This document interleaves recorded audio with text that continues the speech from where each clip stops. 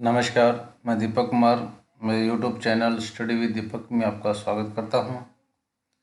आज के इस वीडियो के अंदर हमारी जो +1 की हिस्ट्री की बुक है, विश्व इतिहास के कुछ विषय, उसका लेसन नंबर 4 इस्लाम का उदय और विस्तार, उसका ये लेक्चर नंबर 4 है।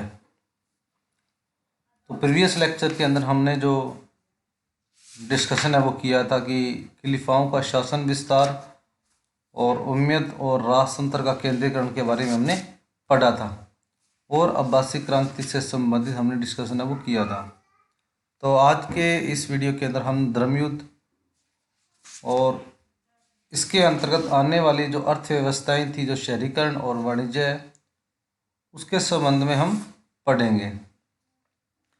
मध्यकाल के इस्लामी समाजों में ईसाइयों के पुस्तक वाले लोग समझा जाता था, क्योंकि उनके पास उनका धर्म ग्रंथ व्यापारियों, तीर्थयात्रियों, राजदूतों तथा यात्रियों के रूप में मुस्लिम राज्यों में आने वाले ईसाइयों की सुरक्षा प्रदान की जाती थी। यानी कि महत्वपूर्ण रूप से उनको लोगों को अपने आप को जो पुस्तकों वाले ग्रंथों के रूप में समझा जाता था, और लोगों, व्यापारियों, तीर्थयात्रियों को, मुस्लिम समाजों में आने वाले ईसाइयों को सुरक्षा प्रदान है वो की जाती थी।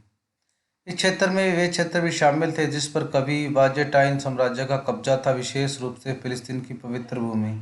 अरबों से यरूशलेम की 638 में जीत लिया गया था, लेकिन वह ईसाइयों की कल्पना में ईसा के कुशारोपण और पुनरुज्जीवन के स्थान के रूप में हमेशा विद्यमान थी। ईसाई यूरोप में मुस्लिम जगत की छवि के निर्माण में यह एक महत्वपूर्ण तत्व था। यानी कि जिस तरीके से कार्यविधि और प्रणाली को अपनाया जा रहा था, उसके माध्यम के द्वारा जो ईसाई धर्म के अलावा मुस्लिम जगत की जो छवि थी, वो धीरे धीरे यरूशलेम, जो ईसाई लोगों के लिए जो पवित्र स्थान माना जाता है, उन्होंने अरब समुदाय के लोगों ने 638 में जीत लिया था। लेकिन क्रूरतापूर्ण और व्यवहारिक रूप से उनकी जो छवि थी, उनका काफ़ी निर्माण कार्य वो हो रहा था। मुस्लिम जगत के प्रति शत्रुता 11वीं शताब्दी में और अधिक स्पष्ट होगी। नॉर्मनों, हंगरवासियों और कुछ स्लाव लोगों को ईसाई बना लिया गया, और केवल मुसलमान मुख्य शत्रु रह गए थे। 11वीं शताब्दी में पश्चिमी यूरोप के सामाजिक और आर्थिक संगठनों में परिवर्तन हो गया था। इससे ईसाई जगत और इस्लामी जगत के बीच शत्रुता को बढ़ावा में योगदान मिला। पादरी और योद्धा वर्ग राजनीतिक स्थिरता और कृषि तथा व्यापार पर आधारित आर्थिक विकास सुनिश्चित करने के प्रयत्न वो कर रहे थे। तो धीरे धीरे मुस्लिम जगत के द्वारा 11वीं शताब्दी के आसपास जो भ्रांतियां थी वो स्पष्टवादी होने लगी थी, जिसमें नॉर्मन हंगरवासी, जो सलाफ के लोगों द्वारा काफ़ी अधिक मात्रा में ईसाई या मुसलमान, ईसाई लोगों को मुसलमान है वो बनाया जा रहा था। इससे क्या हुआ, उनके आर्थिक सामाजिक परिवर्तनों में काफ़ी जो सूत्रता थी वो देखी जा सकती है। प्रतिस्पर्धी सामंती राज्यों के बीच सैनिक मुठभेड़ की संभावना और लूटमार पर आधारित अर्थव्यवस्था से पुनरुदय को ईश्वरीय शांति आंदोलन द्वारा रोका गया था। जितने भी कंपटीटर थे, उन्होंने आपसी में सैनिक मुठभेड़ के माध्यम के द्वारा इस व्यवस्था के जो व्यवस्था अपनाई जा रही थी उसको रोकने की कोशिश वो की थी।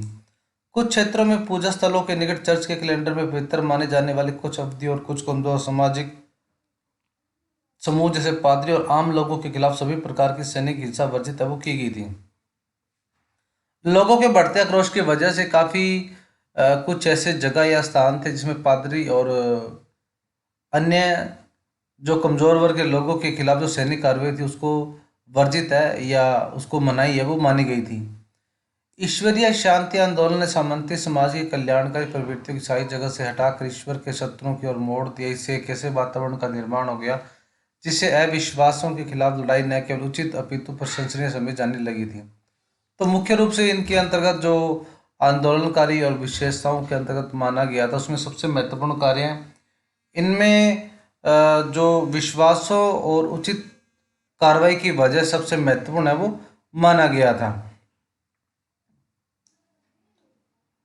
1092 में बगदाद के सल्जुक सुल्तान मलिक शाह की मृत्यु के बाद उसके साम्राज्य का विघटन वो हो गया था। यानी कि 1092 में बगदाद के जो सुल्तान थे, सल्जुक सुल्तान, उसकी जो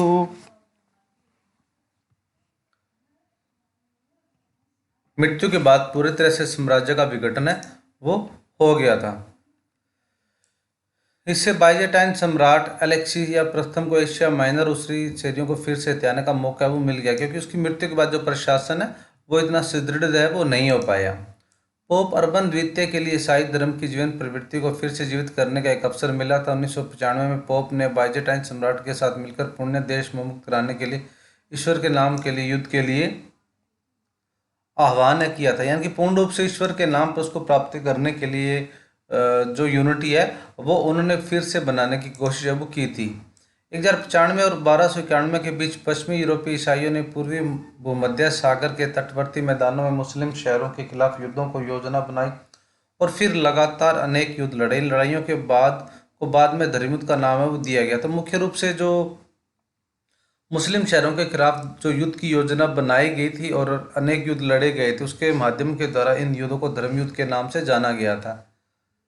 प्रथम धर्म युद्ध 1998 में फ्रांस और इटली के सैनिकों ने सीरिया में एंटियोक और जेरूसलम पर कब्जा किया। शहर में मुसलमानों और यहूदियों की विदेशपूर्ण हत्याएं की गई और शहर पर विजय प्राप्त कर ली गई। इससे बारे में ईसाइयों और मुसलमानों दोनों ने काफ़ी लिखा है। मुस्लिम लेखकों ने ईसाई का उल्लेख पश्चिमी देशों के आक्रमण के रूप में किया। उन्होंने के क्षेत्र में जल्दी ही धर्मयुद्ध द्वारा जीते के 4 प्रदेश स्थापित है वो कर लिए थे। तो जिस तरीके से ये धर्मयुद्ध है, जो प्रथम युद्ध 1098 से लेकर 1099 में फ्रांस और इटली के सैनिकों के द्वारा सीरिया में एंटियोक और यरूशलेम से कब्जा करने के बाद उन्होंने इसको हथिया लिया था। और इस तरीके से मुसलमानों और यहूदियों की जो द्वेषपूर्ण जो हत्याएं थी वो इस युद्ध के बाद की गई थी, और जिसके उल्लेख में ईसाई और मुसलमानों के बारे में काफ़ी कुछ अ, उसके बारे में लिखा और बताया गया लेखकों के द्वारा किस तरीके से आक्रामक नीति वो अपनाई गई थी। इन क्षेत्र को सामूहिक रूप से आउटरेमर कहा जाता था। बाद में धर्मी उनकी रक्षा और विस्तार के लिए किए गए थे, यानी कि विस्तारित रूप से उनको आउटरेमर, जिनको समुद्र पारीय भूमि कहा जाता था, और उनकी रक्षा करने के लिए विस्तारित रूप युद्ध वो किया जाता था। आउटरेमर प्रदेश कुछ समय तक भली भांति कायम रहा, लेकिन कुछ जब तुर्कों ने 1044 में एडस्का पर कब्जा कर लिया तो पोप ने दूसरे धर्मयुद्ध के लिए अपील की। एक जर्मन और फ्रांसीसी सेना ने दमिश्क पर कब्जा करने की कोशिश की, लेकिन उन्हें हरा कर लौटने के लिए मजबूर है वो कर दिया गया। इसके बाद आउटरेमर की शक्ति धीरे धीरे क्षीण होती चली गई। जिस तरीके से ये धर्मयुद्ध के माध्यम के द्वारा जो अपील करने के बाद जो साम्राज्य स्थापित किया गया था, फ्रांसीसी सैनिका ने दमिश्क के ऊपर कब्जा करने की कोशिश की थी और उन्हें हराकर घर लौटने के लिए मजबूर है वो कर दिया गया था। धर्मयुद्ध का जोश अब खत्म हो गया और ईसाई शासकों ने विलासिता से जीना और नए नए इलाकों की लड़ाई शुरू कर दी गई थी। सलाह अल दलील एक मिस्री सीरिया साम्राज्य स्थापित किया और ईसाइयों के विरुद्ध धर्मयुद्ध का आह्वान किया। उन्होंने 1087 में पराजित कर दिया गया। तो ये पूर्ण रूप से जो लड़ाई थी धर्मयुद्ध के नाम पर, जिसके अंदर मिस्र सीरिया साम्राज्य स्थापित किया गया था, ये 1087 में पराजित है वो कर दिया गया था। किसे? सलाह अल दीन को। उसने अपने धर्मयुद्ध के लगभग एक शताब्दी बाद यरूशलेम पर फिर से कब्जा कर लिया था। उस समय के अभिलेखों से संकेत मिलता है कि ईसाई लोगों के साथ सलाह अल दिल का व्यवहार दयामय था, जो विशेष रूप से उस तरीके से व्यवहार से विपरीत था जैसा पहले ईसाइयों से मुसलमानों यहूदियों के साथ किया जा गया था। हालांकि उसने the Church of the Holy Sepulchre की अभिरक्षा का काम ईसाइयों को सौंप दिया था, लेकिन बहुत से गिरजाघरों को मस्जिदों में बदल दिया गया और यरूशलेम पर एक बार फिर मुस्लिम शहर बना दिया गया। तो पूर्ण रूप से उसने यरूशलेम पर फिर से कब्जा करने के बाद उस समय के जो संकेतों से पता चलता है कि अल सलाह अल दीन का जो व्यवहार था वो दयामन था, विशेष रूप से उनके व्यवहार के तरीकों के परिपूर्ण माध्यम के द्वारा, जिससे ईसाइयों और मुसलमानों के बीच उसने यहूदी के साथ जो द्वेषपूर्ण व्यवहार है वो किया था। और उसने काफ़ी जितने भी गिरजाघर थे उसको मुसलमानों मस्जिदों में बदल दिया गया था और यरूशलेम को एक तरीके से उसने फिर से अपना मुस्लिम शहर है वो बना लिया था।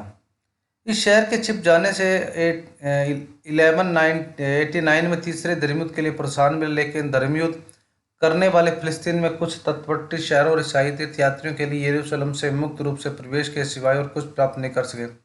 मिस्र के शासकों मामलुकों ने अंततः 1291 में धर्मयुद्ध करने वाले सभी ईसाइयों को समूचे फिलिस्तीन से बाहर कर दिया। धीरे धीरे यूरोप और इस्लाम में सैनिक दिलचस्पी समाप्त होगी और उसका ध्यान अपने आंतरिक राजनीतिक और सांस्कृतिक विकास पर केंद्रित है वो हो गया था। अब जिस तरीके से तीसरा धर्म युद्ध है वो 1189 में लड़ा गया था, जिसके माध्यम से फ़लस्तीनी के द्वारा कुछ तटवर्ती शहर और तीर्थयात्रियों को यरूशलेम से मुक्त करने के बाद उनको पूर्ण रूप से जो प्रवेश करने के सिवाय और कुछ प्राप्त नहीं कर सकते थे। और जिस तरीके से शासकों और मामलुकों ने 1291 धर्मयुद्धों के लिए ईसाइयों को समूचे फिलिस्तीन से बाहर वो कर दिया था, तो इस तरीके से पूर्ण रूप से जो फिलिस्तीन जो सांस्कृतिक एक केंद्र बन गया था, उसको पूर्ण रूप से मुस्लिम शासकों के रूप से अपना लिया गया था। इन धर्मयुद्धों ने ईसाई मुस्लिम संबंधों के दो पहलुओं पर स्थायी प्रभाव छोड़ा। इसमें से एक था मुस्लिम राज्यों को अपने ईसाई प्रजाजनों की ओर कठोर जो लड़ाई की कड़वी यादों और मिली जुली आबादी वाले इलाकों में सुरक्षा की जरूरत का परिणाम था। दूसरा था मुस्लिम सत्ता की बहाली के बाद ही पूर्व और पश्चिम के बीच व्यापार में इटली के व्यापारिक समुदायों पीसा, जनेवा, वेनिस का अधिक प्रभाव, यानी कि प्रभावपूर्ण तरीके से ये जो ईसाई मुस्लिम संबंधों के बीच में जो जो प्रभाव उसको छोड़ा था, जिसमें एक था कि मुस्लिम राज्यों का अपने ईसाई प्रजाजनों की ओर कठोर रुख, और जिसके अंदर काफ़ी जो लड़ाइयाँ उन्होंने लड़ी थी उसकी मिली जुली जो परिणाम था उसका देखा जा सकता था। दूसरा था कि मुस्लिम सत्ता की बहाली के बाद पूर्व और पश्चिम के बीच में जो व्यापार के अंदर इटली और उसके व्यापारिक समुदायों को किस तरीके से प्रभावपूर्ण तरीके से उसको समायोजन है वो किया जाए। आगे आ जाता है अर्थव्यवस्था, कृषि और शहरीकरण, वाणिज्य। नए जीते गए क्षेत्रों में बसे हुए लोगों का मुख्य व्यवसाय कृषि था। इस्लाम राज्य में इसमें कोई परिवर्तन नहीं किया। जमीन के मालिक बड़े बड़े और छोटे किसान थे। कहीं के राज्य थे इराक और ईरान में जमीन काफ़ी इकाइयों में बटी हुई थी, जिससे खेती किसानों द्वारा की जाती थी।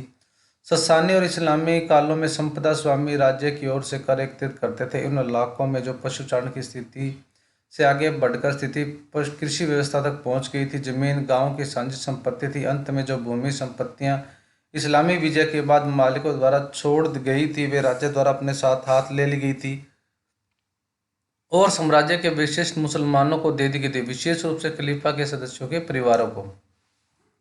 यानी कि जो प्रमुख जो जीते गए प्रदेश थे उनके अंतर्गत जो उनका व्यवसाय था वो कृषि था, और अनेक छोटे छोटे जमींदार जो कृषि कार्य करने वाले जो लोग थे वो इकाइयों के अंतर बंटे हुए थे।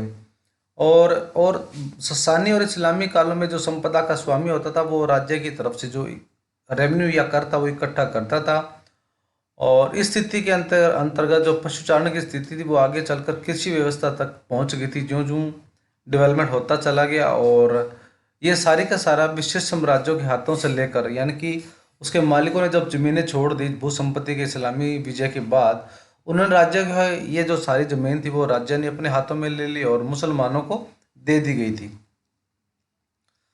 कृषि भूमि का सर्वोपरि नियंत्रण राज्य के हाथों में था, जो विजय का काम पूरा होने पर अपने अधिकांश आय भू स्वामी से प्राप्त करता था। अरबों द्वारा जीती गई भूमि पर जो मालिकों के हाथों में रहती थी कर लगाता था, जो खेती की स्थिति के अनुसार पैदावार के आधे से लेकर उसके 5वें हिस्से के बराबर होता था। जो जमीन मुसलमानों की मलकियत थी उसमें से उसकी खेती की जाती थी, उस पर उपज के 10वें हिस्से के बराबर पर कर लगता था। जब गैर मुसलमान कम कर देने के उद्देश्य से मुसलमान बनने लगे तो उसमें राज्य की आय कम हो गई थी। इस कमी को पूरा करने के लिए खलीफाओं ने पहले तो धर्मांतरण को निरुत्साहित किया और बाद में कराधान की एक समान नीति अपनाई।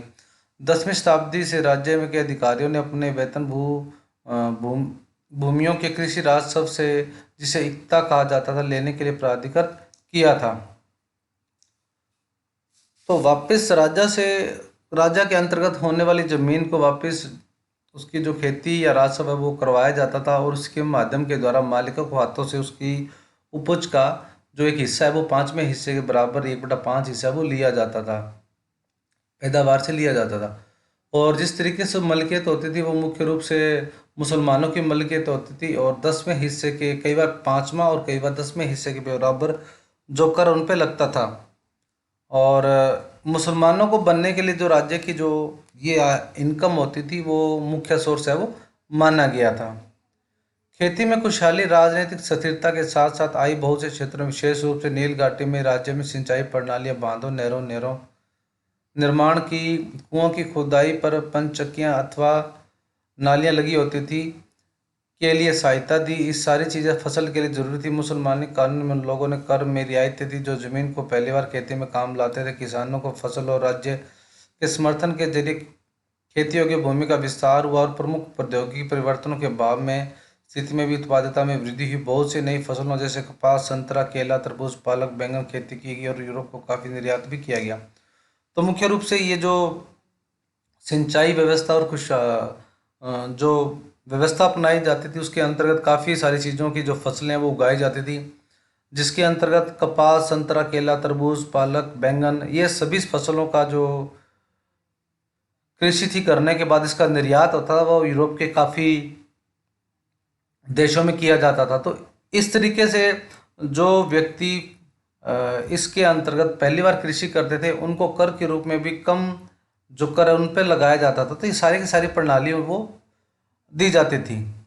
जैसे जैसे शहरों की संख्या में तेजी से बढ़ोतरी हुई वैसे इस्लामी सभ्यता फली फूली। बहुत से नए शहरों की स्थापना की गई जिनका उद्देश्य मुख्य रूप से अरब सैनिकों को बसाना था जो स्थानीय प्रशासन की रीढ़ थी। श्रेणी के फौजी शहरों में जिसे मिस्र कहा जाता था, कुम्फा या बसरा इराक में और फुस्तान और कायरा मिस्र में थे। यानी कि अलग अलग प्रदेशों के अंतर्गत जो ये व्यवस्था अपनाई गई थी जिसका मुख्य उद्देश्य सैनिकों को बसाना था और स्थानीय प्रशासनिक रीढ़ वो माने जाते थे। यानी कि नए नए शहरों की स्थापना करने के बाद जो डेवलपमेंट की या नई फौजी शहरों की स्थापना थी वो की गई थी। अब्बासी खिलाफत की राजधानी के रूप में अपनी सभ्यता की बादाती आबादी के अंदर अब बगदाद की जनसंख्या बढ़कर लगभग 10 लाख पहुंच गई थी। इन शहरों के साथ साथ दमिश्क, फसहान और समरकंद जैसे कुछ पुराने शहर थे जिसे नया जीवन मिल गया था। खाद्यान्न और शहरी निर्माण के लिए कच्ची सामग्री और कपास और चीनी के उत्पादन में वृद्धि की गई जिससे इन शहरों के कार्य और जनसंख्या में बढ़ोतरी हुई। इस प्रकार संपूर्ण क्षेत्र में शहरों का एक विशाल जाल विकसित हुआ। एक शहर दूसरे शहर से जुड़ गया और परस्पर संपर्क और कारोबार बढ़ा। तो धीरे धीरे आप जैसे आपको पता है कि शहरीकरण व्यवस्था है वो किसी भी समाज के व्यापारिक और आर्थिक राजनीतिक स्तर के महत्वपूर्ण माने जा सकते हैं। तो जिस तरीके से शहरों का विस्तार हो रहा था उसकी वजह से काफ़ी अधिक मात्रा में लोगों के द्वारा उसकी जो डेवलपमेंट है वो देखा गया था। शहर के शहर बस रहे थे, औद्योगिकरण, सामाजिक स्तर है वो काफ़ी उन्नत है वो हो रहे थे। शहर के केंद्र में दो भवन होते थे जहाँ से सांस्कृतिक और आर्थिक शक्ति का प्रसारण होता था, जिसमें से एक मस्जिद होती थी जहाँ सामूहिक नमाज पढ़ी जाती थी। यहाँ इतनी बड़ी होती थी कि दूर से दिखाई दे सके। दूसरा भवन समूह केंद्रीय मंडी था जिसमें दुकानों की कतारें होती थी, व्यापारियों के आवास और सराफ का कार्यालय होता था। शहर प्रशासकों और विद्वानों और व्यापारियों के लिए घर होते थे जो केंद्र के निकट होते थे। सामान्य नागरिकों और सैनिकों के निकट के क्वार्टर बाहरी घर में रहते थे और प्रत्येक ने अपनी मस्जिद, गिरजाघर और सिनोगोग, छोटी मंडी और सार्वजनिक स्नानघर का एक महत्वपूर्ण सभा स्थल होता था। शहर के बाहरी इलाकों में शहरी गरीबों के मकान, देहातों में लाई जाने वाली हरी सब्जियां और फलों के लिए बाजार, काफिलों के ठिकाने और स्वच्छ दुकानें जैसे चमड़ा साफ करने की, रंग रंगने की दुकानें, कसाई की दुकानें होती थी। शहरों की दीवारों के बाहर कब्रिस्तान, सराय होते थे। सराय में लोग उस समय आराम करते थे जब शहरों के दरवाजे बंद कर दिए गए थे। सभी शहरों का नक्शा एक जैसा नहीं होता था। इस नक्शे में परिदृश्य, राजनीतिक परंपराओं और ऐतिहासिक परिघटनाओं के आधार पर परिवर्तन है वो किए जाते थे।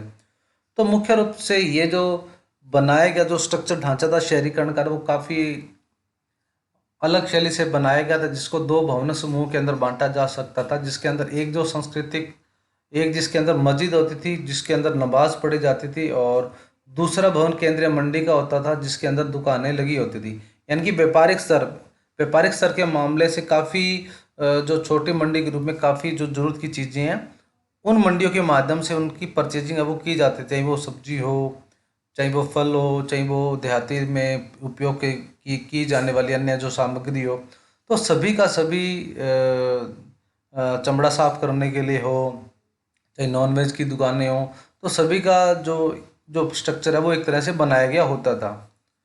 राजनीतिक एकीकरण और खाद्य पदार्थों तथा विलास वस्तुओं की शहरी मांग ने नियमों के दायरों का विस्तार कर दिया। बंगाल से मुस्लिम साम्राज्य में सहायता की जो हिंद महासागर व मध्य महासागर के व्यापारिक क्षेत्र में फैल गया। 5 शताब्दियों तक अरब तथा ईरानी व्यापारियों का चीन, भारत और यूरोप के बीच की समुद्री व्यापारी का एकाधिकार रहा। यह व्यापार दो मुख्य रास्तों यानी लाल सागर और फारस की खाड़ी से होता था। लंबी दूरी के व्यापार के लिए उपयुक्त और उच्च मूल्य वाली वस्तुएं जैसे मसालों, कपड़ों, चीनी मिट्टी और बारूद को भारत और चीन से लाकर लाल सागर और पतनों तथा अदन और एधाब तक और फारस की खाड़ी के पताक और सिराफ और बसरा तक जहाज पर ले जाया जाता था। यानी कि जो विलासतापूर्ण चीजें हैं वो राजनीतिक एकीकरण के लिए सुदृढ़ एवं मानी गई थी। व्यापारियों के द्वारा एक देश से दूसरे देश में इनका जो व्यापारिक स्तर है वो काफ़ी अधिक मात्रा में किया जाता था, जिसके अंतर्गत मसाले, चीनी, कपड़े, चीनी मिट्टी की चीज़ें, बारूद, वो सभी के सभी भारत और चीन से लाल सागरों से ले जाकर फारस फारस की खाड़ी तक इनको ले जाया जाता था। यहाँ से माल को जमीन पर ऊँटों के काफिलों द्वारा बगदाद, दमिश्क, एलेप्पो के भंडार गृहों, मखाजिन जो फ्रांसीसी शब्द मैगजीन का मूल है जिसका अर्थ है दुकान तक, स्थानीय खपत के लिए आगे भेजने के लिए ले जाया जाता था। यानी कि मुख्य तौर पे ये सारी की सारी चीज़ें जो भंडारण गृह के लिए जिसका जो निर्यात है वो बगदाद, दमकिश और एलेप्पो जैसे भंडार गृहों के लिए मुख्य रूप से किया जाता था। मक्का के रास्ते से गुजरने वाले काफिले बड़े हो जाते थे जब हज की यात्रा पर समय हिंद महासागर में नौ चालान के मौसम के साथ ही पड़ता था। इन व्यापारिक मार्गों के भूमध्य सागर के सिरे पर सिकंदरिया के पतन से यूरोप के किए जाने वाले निर्यात को यहूदी व्यापारी द्वारा संभाला जाता था, जिसमें से कुछ भारतीय सीधे व्यापार करते थे, जैसा कि गैनीजा संग्रह में प्रक्षिप्त उनके पत्रों से देखा जा सकता है। किंतु 4वीं शताब्दी से व्यापार और शक्ति के केंद्र के रूप में कायरा के ऊपर आने के कारण और इटली के व्यापारिक शहरों में पूर्वी माल के बढ़ती हुई मांग के कारण लाल सागर के मार्ग में अधिक महत्व प्राप्त है वो कर लिया था। यानी कि समय के जो परिवर्तन या व्यतीत होने के साथ जो व्यापारिक स्तर का जो उल्लेख वो काफ़ी महत्वपूर्ण माना जा सकता है। शुरुआती दौर में इनका जो चलन था वो काफ़ी हज की यात्रा के अंतर्गत हिंद महासागर तक इनका विस्तारित स्वरूप देखा जा सकता था। लेकिन समय और प्राचीन काल के बाद इनका जो स्तर है वो लाल सागर के अधिक मार्ग के अंतर्गत इनका अधिक जो महत्व है वो देखा गया था। पूर्वी सिरे की चर्चा करें तो ईरानी व्यापारिक मध्य एशियाई समूह, चीनी वस्तु जिनकी कागज भी शामिल था, लाने के लिए बगदाद से बुखारा और समरकंदा होते रेशम मार्ग से चीन जाते थे। यानी कि मुख्य इनका जो जो बनाया गया जो इनका रास्ता था वो चीन से होते हुए व्यापारिक स्तर तक पहुंचना था। तुरान भी वाणिज्यिक तंत्र में एक महत्वपूर्ण कड़ी था। यह तंत्र यूरोपीय वस्तुओं जब मुख्यतः फर और सलाब गुलामों के व्यापार के लिए उत्तर से रूस और स्कैंडिनेविया तक फैला हुआ था। इन वस्तुओं की अदायगी के लिए इस्तेमाल किए जाने वाले इस्लामी सिक्के वोल्गा नदी के आसपास और बाल्टिक क्षेत्र में बड़ी संख्या में पाए जाते थे। इन बाज़ारों में तुर्क गुलाम भी खलीफा और सुल्तानों के दरबारों के लिए खरीदे जाते थे। तो मुख्य तौर पर इनका जो व्यापारिक स्तर के रूप में जो व्यापार था वो काफ़ी दूर तक फैला हुआ था। मुख्यतः रूस और स्कैंडिनेविया तक इनका जो व्यापारिक स्तर था वो फैला हुआ था। इसके अंतर्गत काफ़ी अधिक मात्रा में इनका जो सुल्तानों और खलीफाओं के लिए चीज़ों जो व्यापारिक स्तर के लिए खरीदी है वो जाती थी। राजकोषीय प्रणाली और बाजार के लेन देन में इस्लामी देशों में धन के महत्व को बढ़ा दिया था। जैसे सोने, चांदी, तांबे के सिक्के बनाए जाते थे और वस्तुओं और सेवाओं की अदायगी के लिए प्राय सराफों द्वारा सीलबंद किए गए थैलों में भेजे जाते थे। सोना अफ्रीका और चांदी मध्य अफ्रीका से आते थे। कीमती धातुओं और सिक्के यूरोप में भी आते थे, जो पूर्वी व्यापार की वस्तुओं को खरीदने के लिए यूरोप अदा करता था। धन की बढ़ती हुई मांग ने लोगों को अपने संचित भंडारों और बेकार पड़ी संपत्ति का उपयोग करने के लिए विवश कर दिया था। उधार का कारोबार भी मुद्राओं के साथ जुड़ गया था, जिससे वाणिज्य गतिशील हो गया था। मध्यकालीन आर्थिक जीवन में मुस्लिम जगत का सबसे बड़ा योगदान यह था कि उन्होंने अदायगी और व्यापारिक व्यवस्था के बढ़िया तरीकों को विकसित किया। साख पत्रों और हुंडों का उपयोग व्यापारिक साहूकारों द्वारा धन को एक जगह से दूसरी जगह पर एक व्यक्ति से दूसरे व्यक्ति को अंतरित करने के लिए किया जाता था। यानी कि मुख्य इनका जो व्यापारिक वस्तुओं तक ही जो व्यापार था वो सीमित नहीं था, बल्कि इनके अंतर्गत सोने, चांदी और तांबे के सिक्के जो सिक्के बनाए जाते थे उनके द्वारा भी वस्तुओं का आदान प्रदान है वो सराफों या सोने के व्यापारियों द्वारा इनका जो प्रचलन है वो काफ़ी अधिक मात्रा में अन्य देशों के द्वारा या व्यापारिक स्तर पर उनका उपयोग है वो किया जाता था।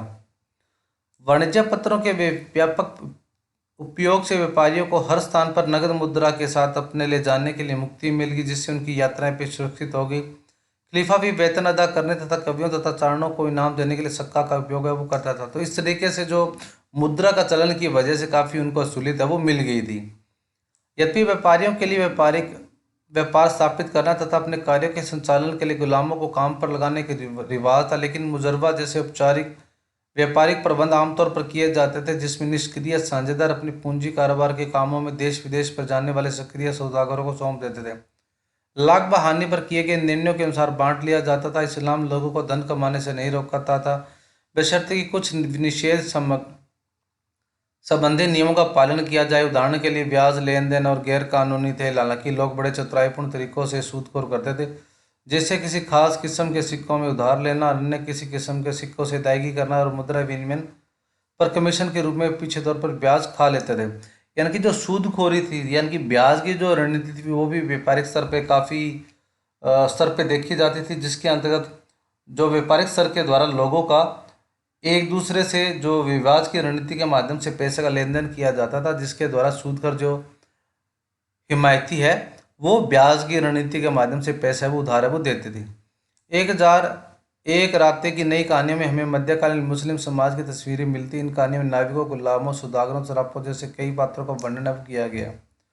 जिस तरीके से अलिफ लैला का वर्णन किया गया है, जिसके माध्यम के द्वारा एक सीरियल या किताब के माध्यम से अलग अलग उनके नाविकों, गुलामों, सौदागरों का वर्णन है वो किया गया है। तो ये था हमारा आज का वीडियो। आज का वीडियो बस इतना ही, और मिलते हैं अगले वीडियो में एक नए लेक्चर के साथ। तब तक stay home, stay safe and be positive.